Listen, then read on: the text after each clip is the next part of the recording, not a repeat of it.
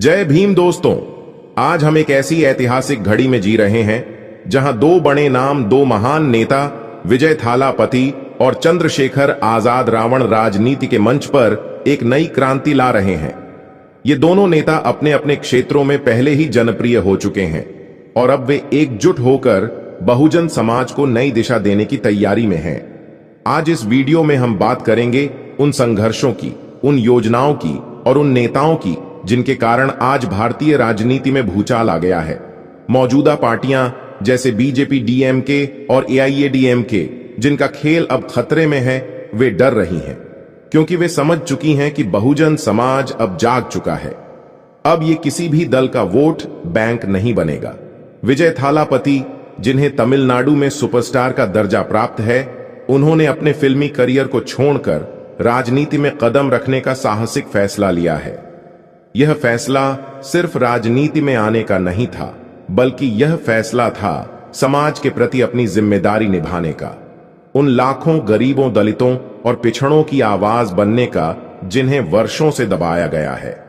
विजय थालापति ने हाल ही में एक बड़ा सम्मेलन किया जहां उन्होंने बाबा साहब अंबेडकर और पेरियार की तस्वीरों को मंच पर सजाया।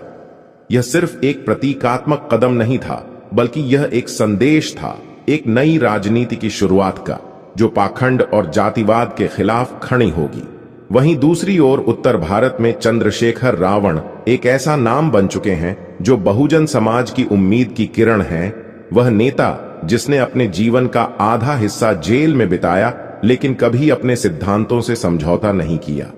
वह नेता जिसने बाबा साहब की राह पर चलते हुए अपने समाज के अधिकारों के लिए संघर्ष किया। चंद्रशेखर रावण ने नगीना सीट से जीत हासिल कर यह साबित कर दिया कि जनता अब जागरूक है और अपने असली नेताओं को पहचानने लगी है। तो साथियों, यह वीडियो अंत तक देखिए, क्योंकि हम आपको बताने वाले हैं कि कैसे विजय थालापति और चंद्रशेखर रावण भारतीय राजनीति में एक नई लहर ला रहे हैं और कैसे ये दोनों नेता एक साथ मिलकर देश के सभी वंचितों, दलितों और पिछड़ों की ईर्ष्या का समाधान करेंगे। अब समय आ गया है कि हम भी इस क्रांति का हिस्सा बने और इन महान नेताओं का समर्थन करें। दोस्तों, मैं शुरू में ही बता देना चाहता हूं कि यह वीडियो थोड़ा बड़ा होगा, क्योंकि हमने बहुत समय तक इस टॉपिक पर रिसर्च किया है और पूरे सच के साथ यह वीडियो ला रहे हैं।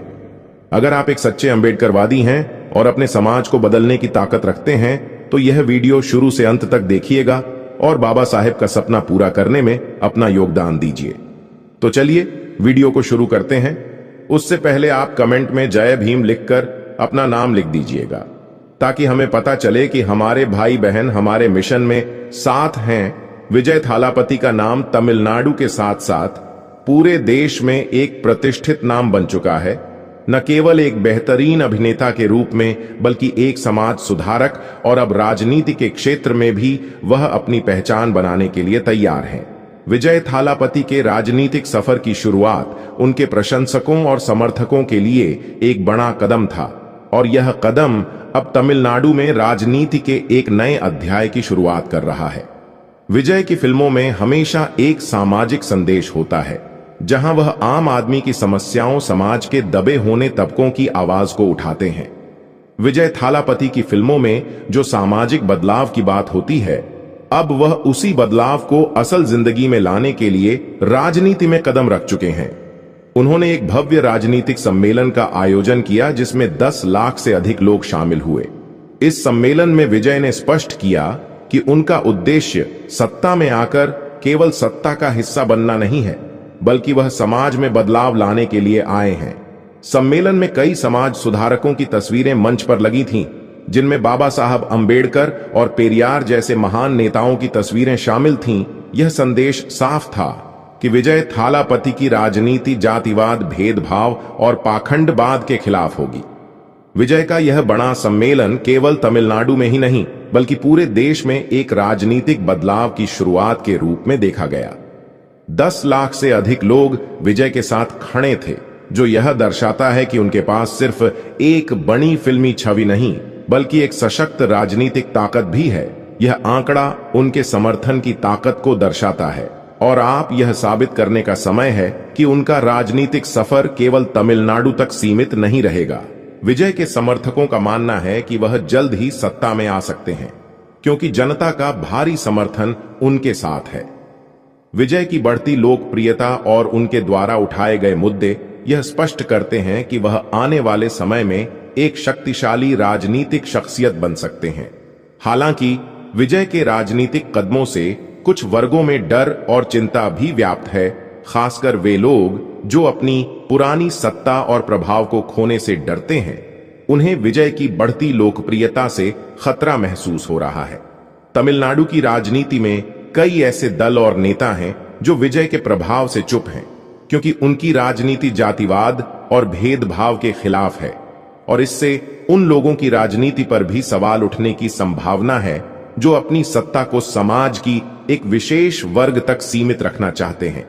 विजय थालापति ने अपने भाषण में यह स्पष्ट किया था कि वह किसी पार्टी का मुखिया बनने नहीं आए हैं, बल्कि वह उन लोगों की आवाज बनकर समाज में समानता लाने का काम करेंगे जिनकी आवाज को दशकों तक दबाया गया है।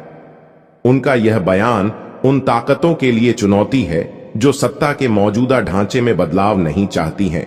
पेरियार और बाबा साहब अंबेडकर की विचारधारा को अपनाने का उनका इरादा यह दर्शाता है कि वह समाज में फैली असमानताओं को समाप्त करने के लिए प्रतिबद्ध हैं। विजय का यह बयान कि उनकी सरकार में दलितों और ओबीसी समाज को प्राथमिकता दी जाएगी एक महत्वपूर्ण राजनीतिक दिशा का संकेत है। ये घोषणा उन वर्गों के लिए संजीवनी का काम कर सकती है जिनकी आवाज सदियों से दबाई गई है।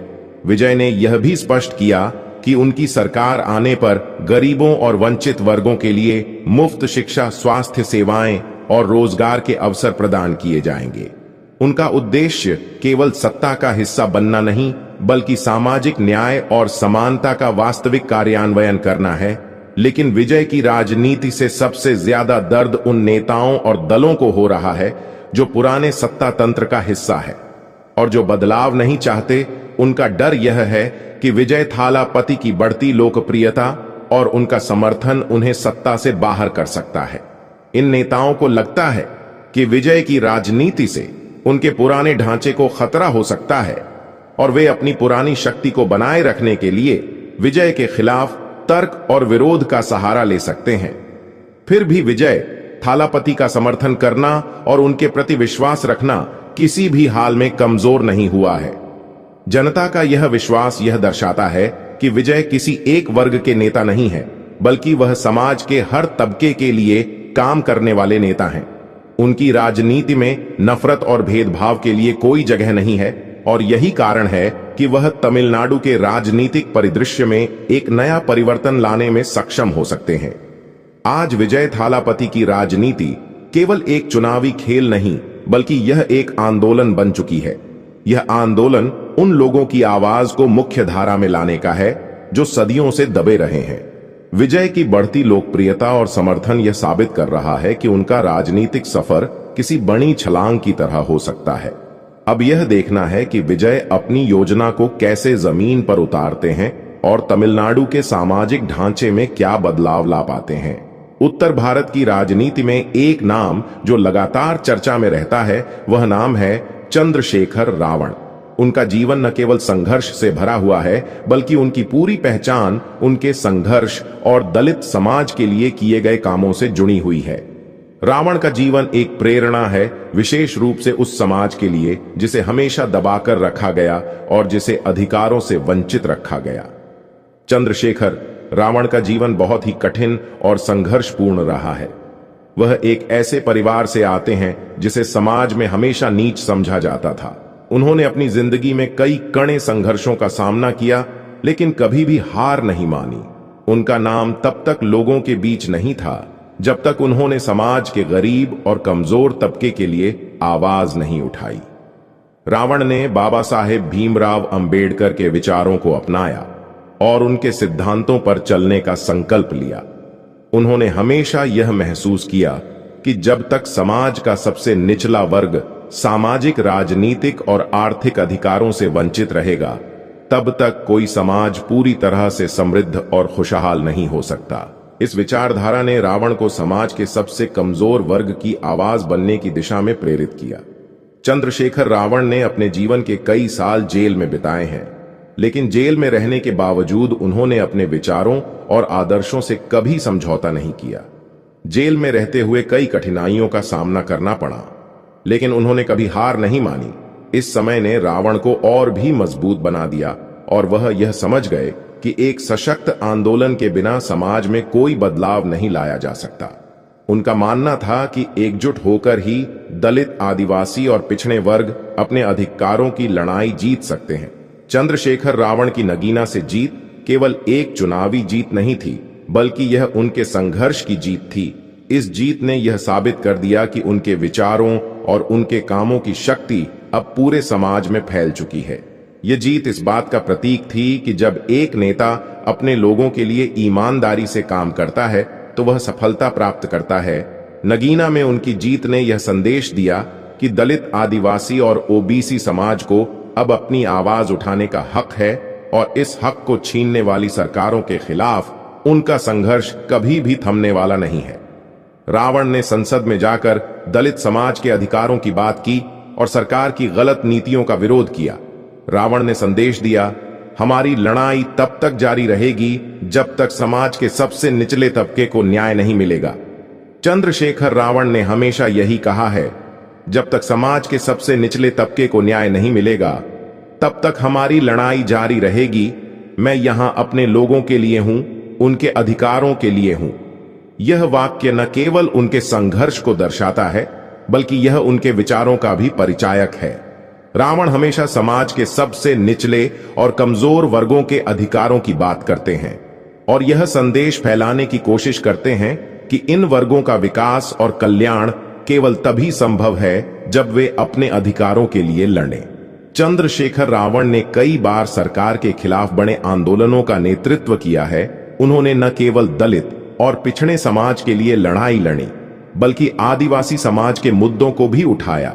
उनके आंदोलन में आम जनता की भागीदारी बढ़ी, क्योंकि लोग उनके संघर्ष में अपने ही संघर्ष की छाया देख रहे थे। रावण ने विभिन्न आंदोलनों के माध्यम से यह भी साबित किया कि अगर किसी समाज को सशक्त बनाना है तो उसे पहले शिक्षा और जागरूकता की आवश्यकता है। उन्होंने अपने आंदोलनों में शिक्षा, सामाजिक समानता और आर्थिक विकास के मुद्दों को प्रमुखता दी। आज चंद्रशेखर रावण बहुजन समाज के सबसे बड़े नेता बन चुके हैं। उनकी न केवल राजनीतिक पहचान है, बल्कि वह समाज के भीतर एक आदर्श बन गए हैं। रावण ने दलित समाज को यह सिखाया है कि उनके पास अपने अधिकारों को प्राप्त करने का अधिकार है और इस अधिकार को पाने के लिए उन्हें संघर्ष करना होगा। उनके नेतृत्व में बहुजन समाज अब एक मजबूत आवाज बन चुका है, जो न केवल सरकार के सामने खड़ा है, बल्कि समाज के हर तबके के अधिकारों की रक्षा करने के लिए भी प्रतिबद्ध है। रावण का यह संघर्ष केवल व्यक्तिगत नहीं है, यह एक समग्र आंदोलन है जो समाज के हर वर्ग को अपने अधिकारों के लिए जागरूक कर रहा है। उन्होंने हमेशा यह साबित किया है कि जब तक समाज का सबसे कमजोर वर्ग सही तरीके से सशक्त नहीं होगा, तब तक कोई समाज समृद्ध नहीं हो सकता। चंद्रशेखर रावण ने जो संघर्ष किया है वह सिर्फ एक नेता के तौर पर नहीं, बल्कि एक समाज के रूप में दलित और पिछड़े वर्गों की सशक्त आवाज बनने का प्रतीक है। उनका जीवन यह दर्शाता है कि अगर उद्देश्य सही हो तो हर मुश्किल और हर बाधा को पार किया जा सकता है। चंद्रशेखर रावण के संघर्षों से यह सीखने को मिलता है कि समाज के सबसे निचले तबके को अगर अधिकार मिले तो वह समाज पूरी दुनिया में सबसे मजबूत हो सकता है। उनका संघर्ष आज भी जारी है और यह सुनिश्चित करता है कि आने वाला समय समाज के सबसे कमजोर वर्ग के लिए न्याय और समानता का होगा। यह समय है जब दलित, आदिवासी और ओबीसी समाज को अपनी ताकत का एहसास हो और वे अपने अधिकारों के लिए चंद्रशेखर रावण के संघर्ष से प्रेरित होकर आगे बढ़ें। चंद्रशेखर रावण और विजय थालापति का गठबंधन भारतीय राजनीति में एक ऐतिहासिक परिवर्तन ला सकता है। चंद्रशेखर रावण जो दलित और पिछड़ी जातियों के अधिकारों के लिए संघर्षरत हैं, और विजय थालापति जो युवा पीढ़ी और हर समुदाय में बेहद लोकप्रिय हैं, अगर एक साथ मिलकर चुनावी मैदान में उतरते हैं तो यह भारतीय राजनीति के लिए एक नया अध्याय हो सकता है। दोनों नेताओं का उद्देश्य समाज के हर वर्ग को समान अधिकार और अवसर प्रदान करना है और यही कारण है कि उनका गठबंधन उन लाखों लोगों के लिए उम्मीद का नया रास्ता बन सकता है जो आज भी असमानता और शोषण का सामना कर रहे हैं।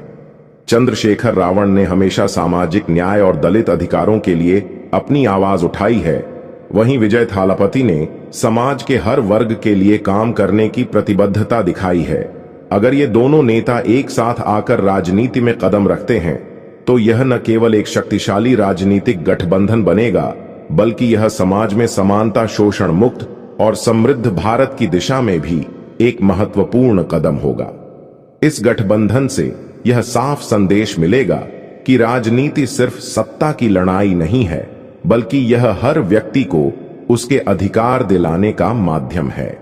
विजय थालापति का युवा वर्ग पर गहरा प्रभाव और चंद्रशेखर रावण की मजबूत नेतृत्व क्षमता इसे एक बेहतरीन संयोजन बना सकती है जो भारतीय राजनीति के परिदृश्य को पूरी तरह से बदल सकता है। यह गठबंधन भारतीय समाज के हर तबके को एक साथ जोड़ने से समानता और सामाजिक न्याय की दिशा में एक मजबूत कदम होगा। दोस्तों, अगर आप यहां तक वीडियो देख रहे हैं तो बहुत बहुत धन्यवाद जो आपने एक सच्चे अंबेडकरवादी होने का फर्ज निभाया। तो चलिए वीडियो को आगे बढ़ाते हैं।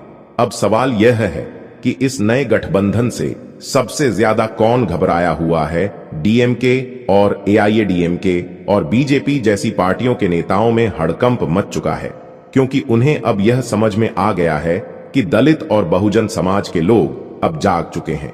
वे अब केवल चुनाव के समय इस्तेमाल होने वाले वोट बैंक नहीं रहे। विजय थालापति और चंद्रशेखर रावण ने दलित और पिछड़े समाज को एकजुट कर दिया है। डीएमके, जो खुद को तमिलनाडु में दलितों का रक्षक बताती है, अब अपने ही राज्य में हार का सामना कर सकती है, क्योंकि विजय थालापति ने साफ कर दिया है कि वे अब पेरियार और बाबा साहब की विचारधारा को आगे बढ़ाएंगे, न कि सिर्फ जातिवादी राजनीति करेंगे। बीजेपी भी परेशान है, क्योंकि उनका हिंदुत्व का एजेंडा अब इस नए आंदोलन के सामने टिक नहीं पाएगा। विजय थालापति और चंद्रशेखर रावण ने अपने राजनीतिक सफर की शुरुआत करते हुए यह ऐलान किया है कि वे मिलकर दलित, पिछड़े और आदिवासी समाज को एक मजबूत और सशक्त भविष्य की ओर ले जाएंगे। उनके मिशन का मुख्य उद्देश्य समाज में समानता, समृद्ध और न्याय स्थापित करना है। उनका दृढ़ विश्वास है कि इन समुदायों को हर दृष्टि से आगे बढ़ाना आवश्यक है, ताकि वे समाज में अपने हक और अधिकारों के लिए आवाज उठा सकें और उनकी स्थिति में वास्तविक परिवर्तन हो सके।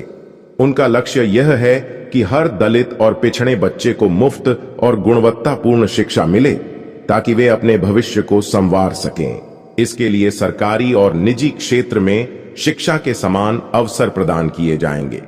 विशेष रूप से ग्रामीण और पिछड़े क्षेत्रों में स्कूलों की गुणवत्ता और पहुंच को बेहतर किया जाएगा, ताकि हर बच्चा समान अवसर प्राप्त कर सके। रोजगार और आर्थिक समृद्धि दलितों और ओबीसी के लिए सरकारी और निजी क्षेत्रों में विशेष आरक्षण की व्यवस्था की जाएगी, ताकि उन्हें रोजगार के समान अवसर मिल सके।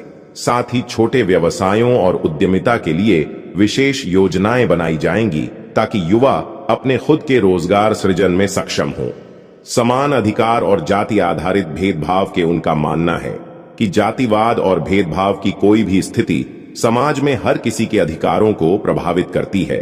इसके खिलाफ सख्त कानून बनाए जाएंगे, ताकि जाति आधारित भेदभाव, उत्पीड़न और हिंसा पर रोक लगे और इन समुदायों के लोगों को उनके अधिकारों की पूरी सुरक्षा मिल सके। स्वास्थ्य सेवा क्षेत्र में भी एक बड़ी क्रांति की आवश्यकता है। विशेष रूप से गरीब और ग्रामीण इलाकों में मुफ्त स्वास्थ्य सेवाएं उपलब्ध कराई जाएंगी, ताकि कोई भी व्यक्ति स्वास्थ्य समस्याओं से पीड़ित होकर इलाज के लिए संघर्ष न करे। इसके तहत मेडिकल सुविधाएं और अस्पतालों का विस्तार किया जाएगा। साथ ही दूर दराज इलाकों में स्वास्थ्य कर्मचारियों की संख्या बढ़ाई जाएगी। सशक्त राजनीति और नेतृत्व में विजय थालापति और चंद्रशेखर रावण का मानना है कि राजनीतिक नेतृत्व में दलित, पिछड़े और आदिवासी समुदायों का उचित प्रतिनिधित्व होना चाहिए। इसके लिए वे विभिन्न सामाजिक संगठनों, राजनीतिक दलों और सामाजिक आंदोलनों के साथ मिलकर एक आंदोलन का निर्माण करेंगे, जो इन समुदायों को राजनीतिक और सामाजिक शक्ति प्रदान करेगा। विजय और चंद्रशेखर का यह भी कहना है कि हमारे इतिहास और संस्कृति में छिपे सामाजिक न्याय के सिद्धांतों को पुनः जागृत किया जाएगा। वे बाबा साहेब भीमराव अंबेडकर और पेरियार जैसे महापुरुषों के विचारों और संघर्षों को आगे बढ़ाएंगे, ताकि इन विचारों के माध्यम से समाज में समानता और भाईचारे की भावना मजबूत हो सके। इस दृष्टिकोण से वे समाज में वास्तविक बदलाव लाने के लिए प्रतिबद्ध है, जिससे न केवल वर्तमान पीढ़ी को बल्कि आने वाली पीढ़ियों को भी एक बेहतर और समान अवसर मिल सके। यह समय है जब हमें एकजुट होकर इस आंदोलन का हिस्सा बनना होगा, क्योंकि हमारे अधिकारों और सम्मान की लड़ाई सिर्फ हम ही नहीं बल्कि आने वाली पीढ़ियों के लिए भी अत्यंत महत्वपूर्ण है। आज हम जो संघर्ष कर रहे हैं वह केवल हमारी आजादी या हमारे हक की बात नहीं है, बल्कि यह हमारे अस्तित्व और हमारी पहचान की रक्षा का सवाल है। हमें विजय थालापति और चंद्रशेखर रावण जैसे नायक का समर्थन करना होगा, जो हमारे समाज के सशक्तिकरण की दिशा में काम कर रहे हैं। वे हमारे लिए उम्मीद की किरण बनकर सामने आए हैं और अब हमें उन्हें अपना समर्थन देना होगा, ताकि वे इस संघर्ष में और मजबूती से खड़े रह सकें। जब तक हम अपनी आवाज नहीं उठाएंगे, तब तक हमें हमारी जगह समाज में नहीं मिलेगी। हमें अपनी शक्ति का एहसास करना होगा और यह शक्ति सिर्फ एकजुटता में ही छुपी हुई है। अगर हम चाहते हैं कि दलित और बहुजन समाज की आवाज सत्ता के गलियारों तक पहुंचे, तो हमें इस आंदोलन को हर स्तर पर फैलाना होगा। इसके लिए आपको इस वीडियो को ज्यादा से ज्यादा शेयर करना होगा। जब तक हम अपनी आवाज नहीं उठाएंगे, तब तक हमारे अधिकारों की रक्षा कोई और नहीं कर सकता। यह आंदोलन हमारा है, हम सबका है और हम ही इसे सही दिशा में आगे बढ़ा सकते हैं। हर वीडियो, हर संदेश और हर शेयर हमारी आवाज को एक नई ताकत देगा। अगर आप सच में चाहते हैं कि हमारी आवाज हमारी पहचान बने और हमारे अधिकारों की रक्षा हो, तो हमें साथ आकर इस आंदोलन को और मजबूत बनाना होगा। अपनी जिम्मेदारी समझें और इसे जितना हो सके उतना शेयर करें। यह हमारा आंदोलन है, हमारा अधिकार है और हमारी लड़ाई है। जब तक हम इस संघर्ष को अपने दिल से नहीं अपनाएंगे, तब तक हमें अपनी मंजिल नहीं मिलेगी। दोस्तों, अगर आपको हमारी यह वीडियो पसंद आई हो तो आप लोग हमारे इस चैनल को सपोर्ट जरूर करें। वीडियो देखने के लिए तहे दिल से शुक्रिया।